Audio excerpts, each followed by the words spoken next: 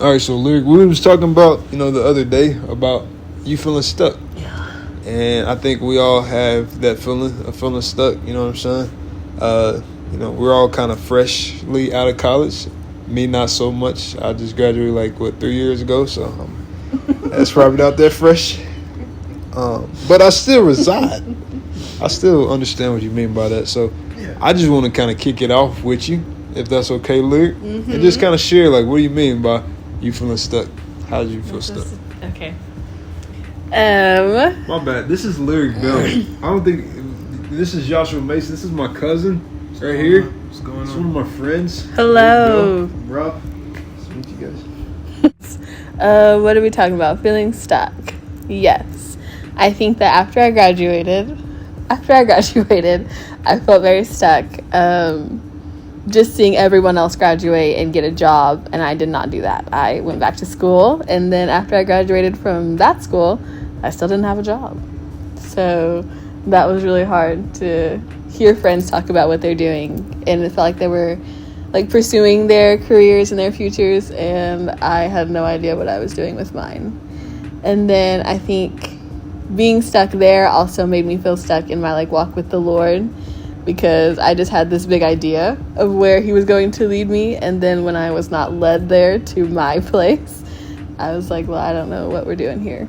So yeah, that's where I felt really stuck. Me, to kind of piggyback off that, kind of the same thing, I just graduated with my bachelor's in May. I assumed I graduated with my bachelor's in May, but I currently don't have my degree because of some administration issues, with low staff, and they just not taking my problem seriously. I've done everything on my part, but I don't know what else to do, and they literally told me there's nothing else I can do, so I'm literally do feel stuck school-wise. Career-wise, not doing something I want to do every day, and I'm looking at my friends, they did graduate doing the jobs they doing, what they went to school for, the degree is working in their favor. And then, I didn't get no internships while I was in school, so now I got to kind of figure out all this on my own, essentially, getting a job and whatnot. And that's kind of making me feel stuck on my spiritual walk, because I know I got to be patient, but I don't know how long I got to be patient for, It's pretty tough right there, so I'm feeling stuck. Yeah. I mean, I've definitely been there, especially when I graduated from college. The workforce that I went into was agriculture, super rural. And I was in the middle of nowhere, at places that I didn't expect to be at. I remember I just had problems with being content, you know what I mean? I was trying to even earn more extra income. I'd be cutting grass, and I was cutting my neighbor's grass, and I was trying to come up with different things. I remember my grandma, she got me a lawnmower, and I had it in my Taurus or whatever. I had it in the back of my trunk, and I was cutting one of my coworkers' grass, just trying to earn extra money. But the whole time, I could just tell I was just just trying to do stuff just to I guess get out of the season I was in. What do you think are some of the biggest myths about success or progress that can actually make people feel more stuck? Do you want to answer? Okay. I mean, it's kind of what you said, the promise of you getting out of college and you finna be making money right away. They kind of over-exaggerate that. You have to make... It's very important to make connections while you're at that school, because if you don't, you're kind of essentially doing it all by yourself, and you have nobody's word to help you out. And in this world, everybody's looking for experience, so that's kind of one thing you're lacking if you don't have no connections up there. I think that's one thing. I can't think of another right now, though. A myth of success, right? Mm-hmm. Okay. I think one is comparison, if that makes sense. You're seeing everyone else on social media, and just I don't know, famous people talking about you just have to go get it. You have to go do these things, but you don't always know how to go get it, or it's just going to get it takes time. You have to do other things before you can get there. So I think seeing people on social media do well and hearing your friends do this at least for me, makes me feel like, yeah, I'm still stuck back here and they're already up here. And I don't even, Yeah. Like, what would you say crossroad? An example of a crossroad? I think if I was talking like spiritually, my senior year, I had to kind of pick, like, was I going to walk with the Lord or was I going to walk with my friends? And so that was a crossroad of, like, I don't want to lose all my friends and my teammates, but I really need to be following the Lord right now. So I chose the Lord, of course, but I think it was just hard. Like, it's still hard when I, like, see people get together and everyone's taking their pictures and I know I'm not. I'm, like, friends with them, but I know I'm not, like, part of the gang. So that was a hard crossroad where I just felt like both are going to be really difficult. I remember one. Y'all remember one. When I was in college, just learning that being with somebody that's not equally yoked as you and has the same intentions can rub off on you and change just your whole change who you are before you met the person. They can literally you may not think that it's like that big of a deal if you take it as far as you want to, but it can leave some I feel like it can leave some damaging effects that takes time to heal, especially if you were with the person for like as long as I was, man. It was like if you with them for some time, they're gonna change you for sure. You're gonna be a different person than before you met them. But I remember being struggling. I remember struggling with if I should follow through with that or not for some time, probably like for a couple months. Struggling. No, the whole time we was in a relationship, I knew because she didn't have a relationship with God. So I was like, it's my first one. I don't know if it's bad like they say it is, or if it's true. Like I really need to be with somebody who has the same intentions as me. But I just went through it and I found out no. It's very important. Very important. Cut it off while you got the chance. I feel like for me, like every decision to like, like keep following cross is like a cross. Keep following Christ is like a crossroad for me. Like, you know what I mean? It'd be sometimes I'm like, dang, man. Like, you know what I mean? Like, even in college I had that many times. It's like, bro, like, is this gonna pay off? You know what I mean? Like, is this, you know what I mean? I think it just takes me back to like my first decision to like follow Christ or whatever. Like when I got rededicated or whatever to Christ, like I had to lay down like a bunch of beliefs that like, I just had a bunch of beliefs from like different teachings and stuff I was under. And yeah, I was just like, bro, I had to just like submit it all and just like, follow Christ. So I think every time I get to that decision, it's like, whatever I'm dealing with, it's like, because sometimes I'll be like, bro, like about feeling stuck. It's like, I'm living in Stillwater for my job, of course, but I want to be like, somewhere in California or something, you know what I mean? Like, I think one of the notes is like feeling stuck, like at least for believers, like how the scripture be like, all things work together for the good of those who love the Lord and are called according to his purpose. I do think that's something like to keep in mind, that like not feeling stuck, because like I think when we're in that mindset of feeling stuck, it's like woe is me, and then you can kind of find yourself like in, whether it's depression or whatever, but you can find yourself in like kind of like a dark place and it feels like you can't really get out of it, you know what I'm saying? And it was really like I heard a preacher, like it was Transformation Church or whatever, the pastor was in a sermon series called like, it was back in it was back when COVID happened. It was called Here is Holy. I don't know if you remember that. But basically he was saying like, like God basically like has a GPS like on us, and it's like, because he loves us, and whatever place we're in, like that's a holy place because that's like a place that he cares about, that place because we're there, you know what I mean? And kind of like he's going to use like whatever place he puts us in is because it's like a holy place because, we're there, if that makes sense. And so I started thinking about it like that. I was like, man, like, I don't know why I'm here, because I was asking that question so many times, like, why am I here? I felt like, like the wilderness, like when the Bible talks about, like, Jesus go out in the wilderness or whatever. Like I felt like that. I remember I made a video on YouTube was talking about like how I just felt like super isolated and felt like, just in this wilderness place. And I had to realize like, like this, if I flip the perspective of like, instead of thinking of it like, woe is me, or this is like, so bad, or I'm feeling stuck, it's like I kind of reversed it. It's like, man, because I'm here, like God is going to like, because I'm here, like God is going to use this for something, like, you know what I mean? Like, and really I had to believe that he like placed me here, you know what I mean? Because I believe my steps are ordered by God. And so I'm like, wherever I am, you know what I mean? He's going to use it for his glory, you know what I mean?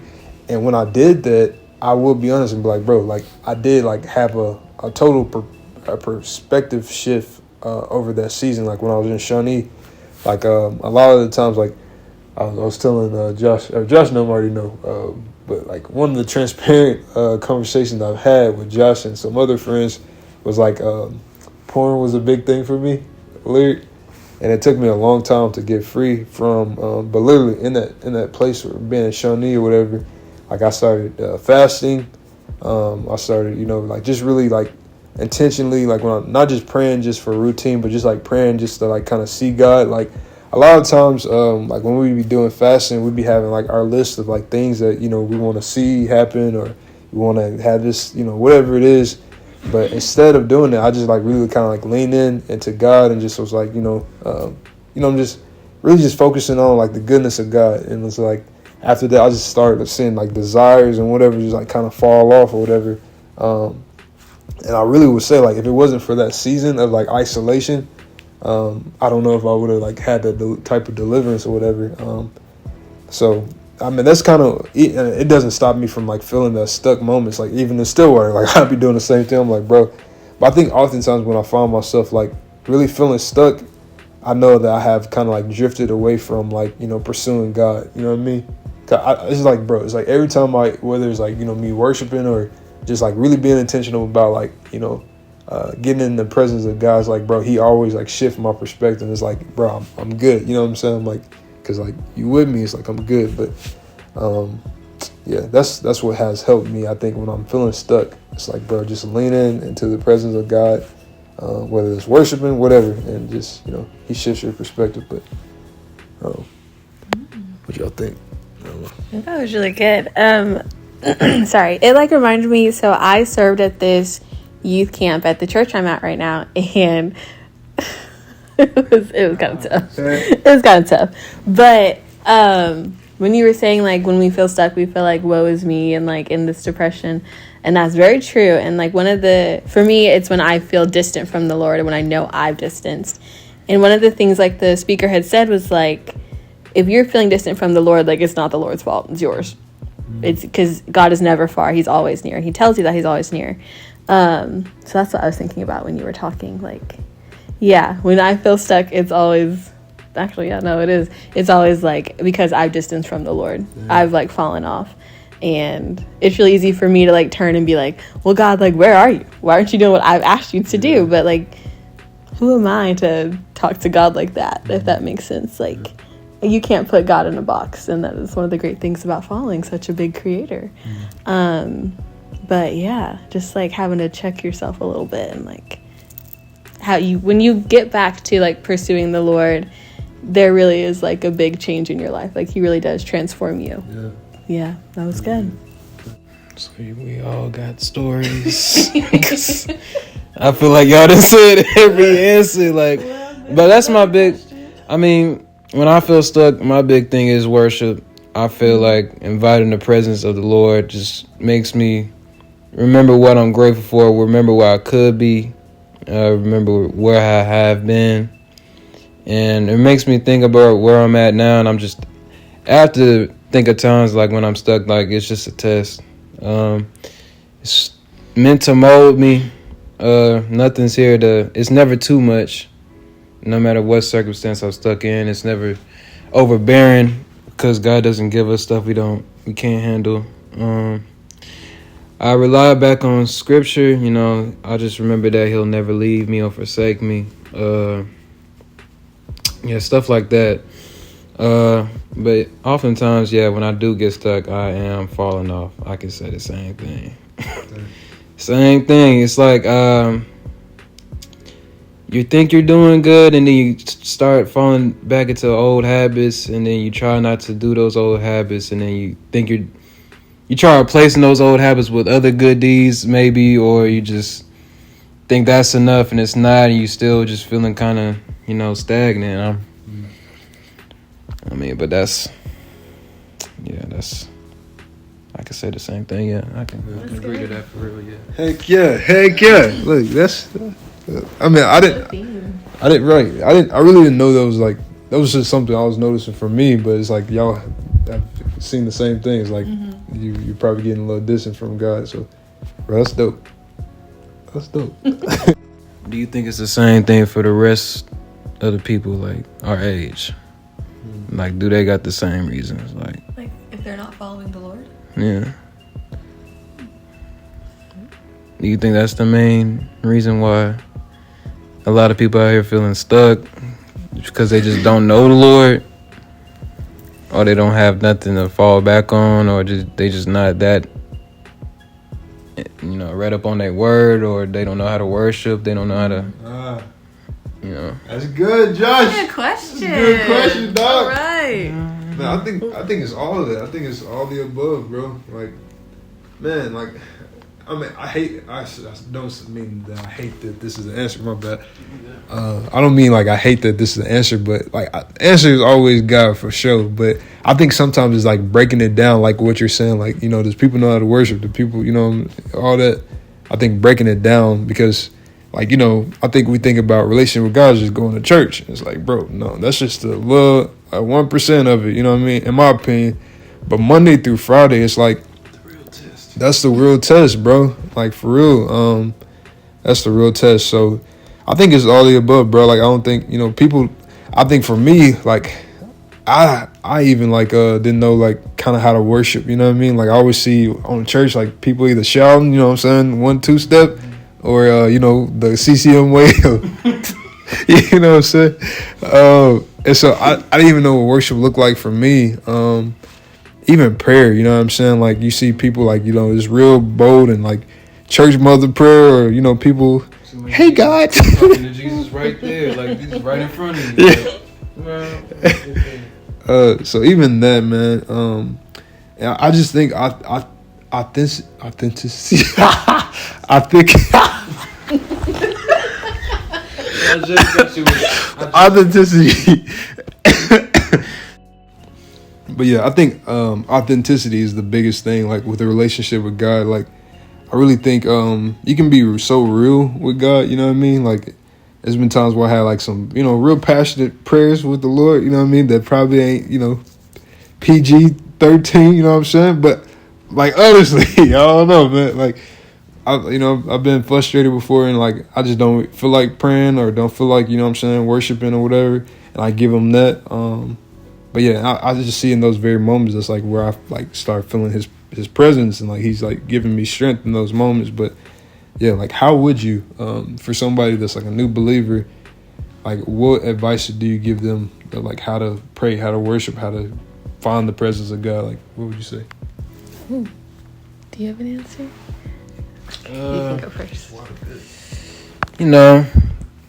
Church is, a little piece of the walk, the Christian walk, It's good to incorporate that in. It's good to find a home church or place that has a good sense of community that's actually there for you and cares about you. I feel like that's a good step. So, have people around you that holds you accountable, that you stress to them that you really want to know God for yourself, and they'll, help you out with that through your walk. I feel like that's a good step, just having people in your corner you can fall back on, Yeah, that was my answer too. I think that's a good start to like have a good community. Oh, I'm sorry, y'all, I'm getting over a cold. But I also feel like a lot of people say like don't put any pressure on it, and sometimes I hate when people say that because I'm like, how do you not put pressure on it? You're like praying to God. But I think that's honestly so real. Like I would say just get in your word. like the more you get in your word, to me, for my walk with the Lord and like getting to know who God is, because when I first started following the Lord, I thought he was so mean. I was so scared of God because I was like, man, I gotta follow all these rules, but I can't be perfect. I'm going to hell. Damn. That's it. Like, I can't, like, this is not really fun for me. It was hard. And it created, well, not a good relationship with the Lord and just a lot of sin and a lot of rebellion for me. So, but I think when I actually, like, studied the word and I was in community who was helping me study the word and praying for me, that's when I got to know, like, wow, like, God is actually, he's really loving and he's really graceful or full of grace, but he's also, like, a God of justice, and he will tell you, like, the truth, but he speaks it in, like, love. And so I think it just hits a little bit differently. So yeah, I think just like spend time getting to know God, and sometimes that is like sitting in prayer, but also just sitting under the word of the Lord. Like, you don't always have to have these big words to say, but if you just read this scripture and just sit with that scripture, yeah, and pray about it. That's good. Just try to, I feel like, you can try to start off with treating them like how you would get to know your friend, because all relationship based, the walk is about building relationship with God, and just how you would have a basic conversation, starting to get to know your friend. You would pray and try to get to know Jesus for yourself. I feel like that's a simple first step, for a new believer. Yeah, especially, like, Black church. I would speak for Black church. I feel like calling God a friend or whatever, talking to him like a friend, like, we be Father God and, and all that. Like, we just have so much, like, respect and even probably fear. Emphasize the fear of the Lord. Yeah. Exactly. I think that's, like, to Lyric point, like, when she was like, man, I was afraid of God. Like, I think that kind of does that to you. But yeah, the CCM way, they are, like, very, like this, I'm a friend of God, God's my friend, which is the reality, he a father and a friend, so that's really good. You spoke about community. How has, like, finding, like, community been for you, like a Christian community, you know what I mean? I think sometimes, like, I'll find, like, some community, and this might be fleshy, this probably is, but, like, sometimes be, like, a little corny, you know what I mean? Like, yeah, like, spiritually speaking, or I say that, I don't know, like, Christian-wise, like, you know what I mean? I think, the Bible's been, like, talk about and stuff like that, but, like, socially and just having a conversation, like, like this, or just hanging out with people without me, like, feeling like I have to, like, be something else, you know what I mean? It's kind of hard to, like, I feel like, find good community. On the flip side, you might have people that, like, socially you really hang with, but it's like spiritually speaking, like, we might not be on the same, like, pursuit. So how do you find community? Can I tell a story or no? Yeah. Okay. When I first started going to Sunnybrook, where I told you the Bible group I took you to, the table, I actually went there one time and then I left the group meet because I thought they were all so weird.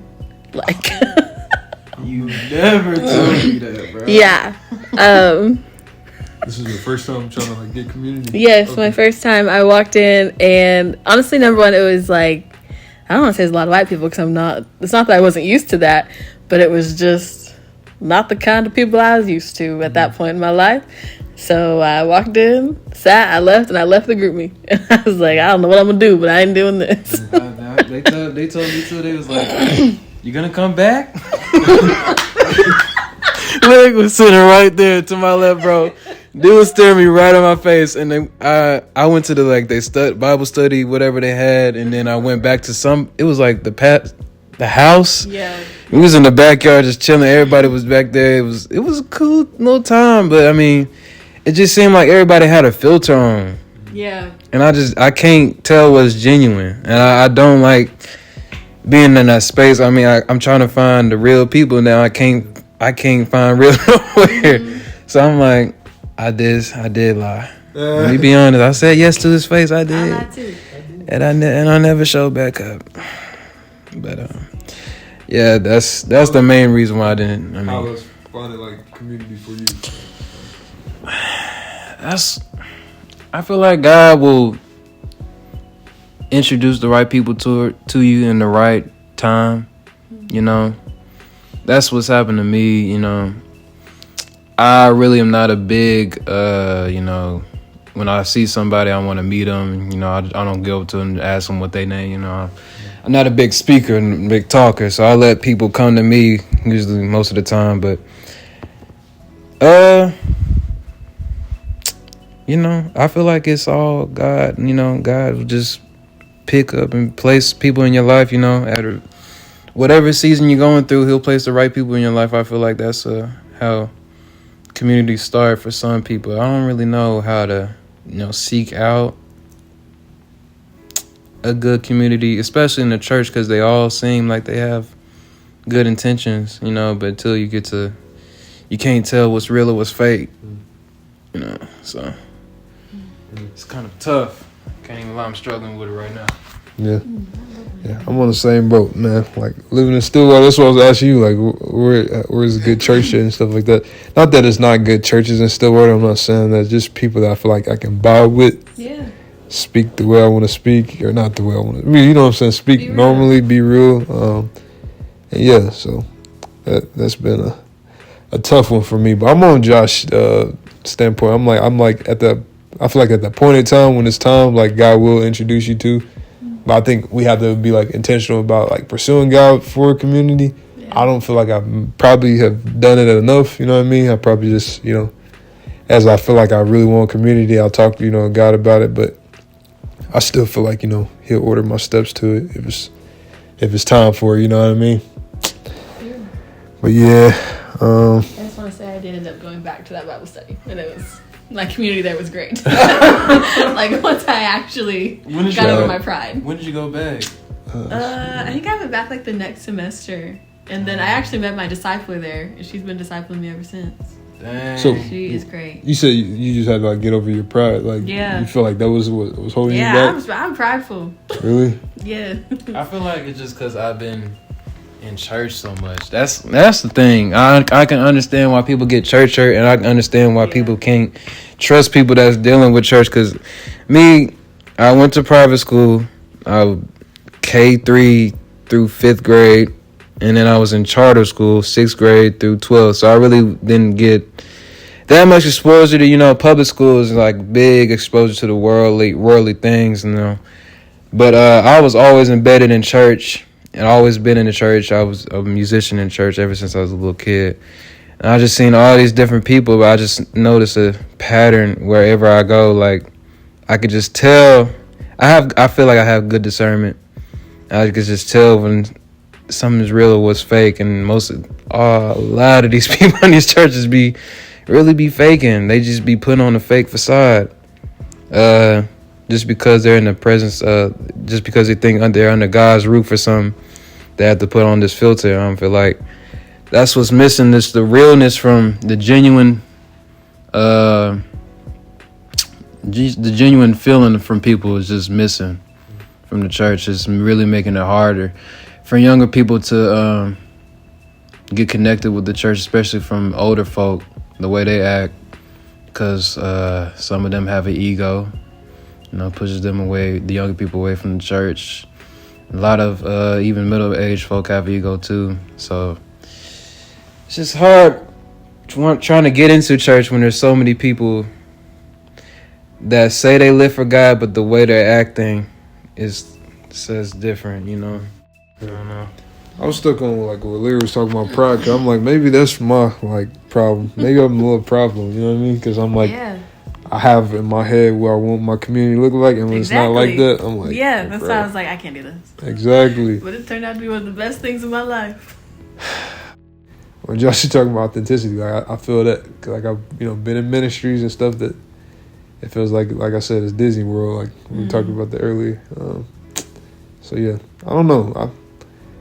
I don't know. I just wonder, like, how we can like, not be fake. You know what I mean? And just, like, be real. Like, if we're not feeling like, it's a good day, whatever, we can just say that. You know what I mean? But it's kind of like almost like a peer pressure, I feel like, in ministry. When you go to church, everybody, like, everything is good. We're good. No. And you're like, oh, yeah, I'm good. But you might not be. You know what I mean? So how do you feel like you can do that? I mean, you have an active community, right? Mm-hmm. Do you have times where you feel like you can be real and like say how you feel? Oh yeah. Yeah. Yeah. How have you? Can you give an example or like? Yeah, sure. I have many examples. I'm a real feelings kind of girl. I think I had to learn. I like put my pride aside, and the Lord had to teach me how to really be like raw and vulnerable with people. After my dad first passed away, I was not acting real good. I was making some real bad choices. And I knew in my church why I love them so much, Ones in Stillwater, is because they kept pursuing me through that. And they were still like calling me, texting me, praying for me, trying to meet with me, encouraging me to read, all these things. And so I finally met with the woman who was discipling me. And we sat in a coffee shop, and I just was like, I don't want to be here. I don't really want to see you. I don't want to go to church. The church that I attend in Stillwater is where we had my dad's funeral as well. So I was like, I can't go back. I can't. But, yeah, she just sat with me through that whole time. And just like, I think that it was easier for me because she created the space for me to be able to be vulnerable and to know I was going to be safe in that area. Because a lot of times, at least for me, like I have a really big thing on being safe. And so if I don't feel like I'm safe to open up, I won't. Or I will like fight it really bad. So I think that was probably a time when I like knew that that church was like a place where I could come into church anyway. And it was going to be okay however I showed up.